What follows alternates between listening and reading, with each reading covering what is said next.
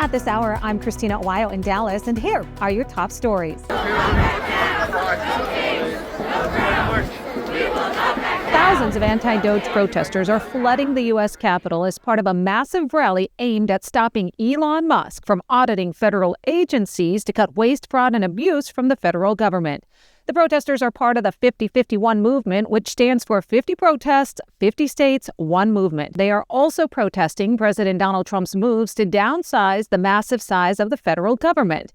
Protesters can be seen carrying signs and chanting things like Gulf of Mexico, Stop the Coup, and Elon Musk is a Nazi.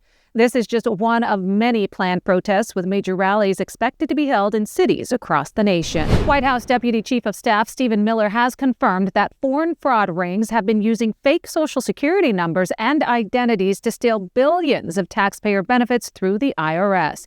This is why he says Elon Musk and DOGE will be digging into the records of each of the federal agencies to find out exactly how much these migrants have been stealing from the American people. Miller predicts that more than $1 trillion in fraud is happening during a normal 10-year budget window and can be eliminated from the tax and entitlement systems by clamping down on massive fraud carried out by the organized fraud and theft rings. In addition, Miller asserted that Americans pay billions each year in child tax credits for illegal migrants. Elon Musk taking to X to show the number of people listed in the Social Security database in each age group. The chart shows that more than 16 million people that are 110 years or older are listed as eligible and active, with Musk pointing out that some of these people would have been alive before America existed as a country, saying, "Think about that for a second." Musk saying this could be the biggest fraud in history. That's because, according to Musk, there are also far more eligible Social Security numbers than there are citizens in the USA.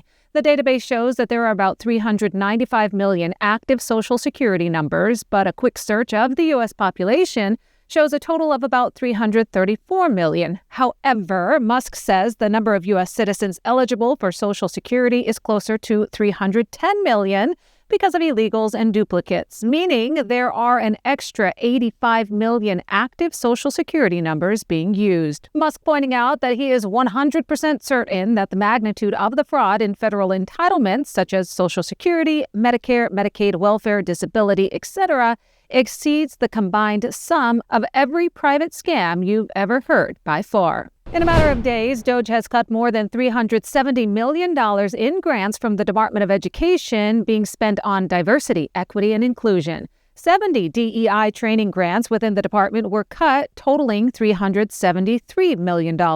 One of the grants was funding training for teachers to, quote, engage in ongoing learning and self-reflection to confront their own biases and racism and develop asset-based anti-racist mindsets. This is the latest in DOGE cuts that have been canceling funding to DEI programs, including $9.7 million for UC Berkeley to develop a cohort of Cambodian youth with enterprise-driven skills.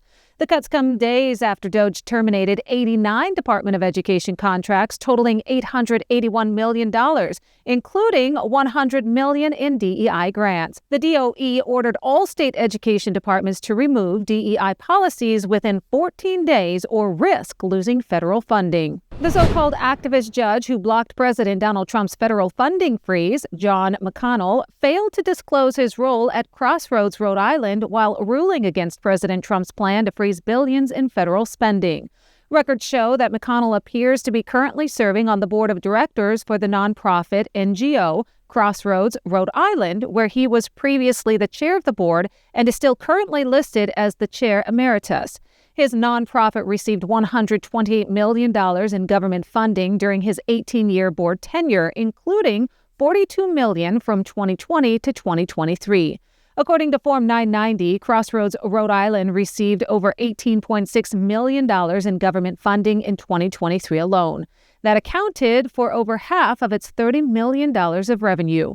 Rhode Island, a plaintiff in the case, already sent his organization $2.9 million in 2025.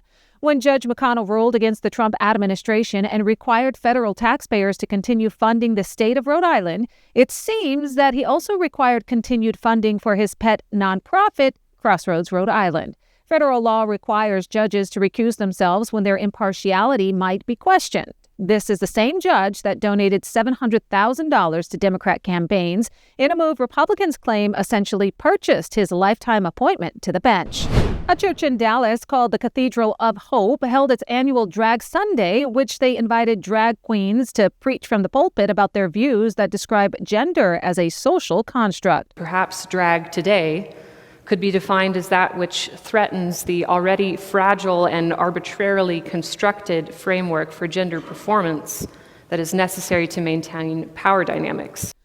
Reverend Brooke Dooley, also known as Brock Bottom, was one of the guest preachers. The church says Dooley brings a bold expression that defies gender norms, weaves together queer history, pop culture, tearaway pants, and faith.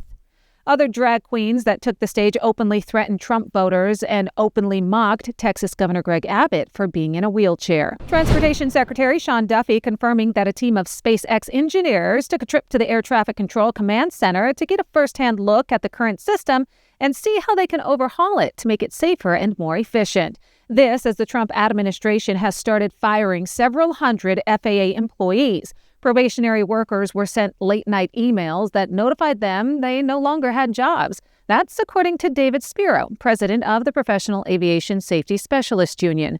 One air traffic controller said the fired workers include personnel hired for FAA radar, landing, and navigational aid maintenance. A group of U.S. Army Green Berets is in Mexico training infantry Marines after Mexico's president, Claudia Sheinbaum, requested them and the Senate approved their entry into the country. The 7th Special Forces Group will focus on training Mexican forces to curb the flow of fentanyl, firearms, and illegal migrants into the U.S. President Donald Trump threatened to impose tariffs on Mexico if the country did not do more to stop illegal drugs and migrants from pouring across the border. Trump has also declared Mexican drug cartels as terrorist groups. 3 people were sent to the hospital in critical condition after a Delta Airlines passenger plane crashed at Canada's Toronto International Airport. The plane was arriving from Minneapolis. Video shows the plane lying upside down at the airport. All 80 people on board were evacuated, and at least 3 people were taken to local hospitals in critical condition. 8 others were injured, according to local media.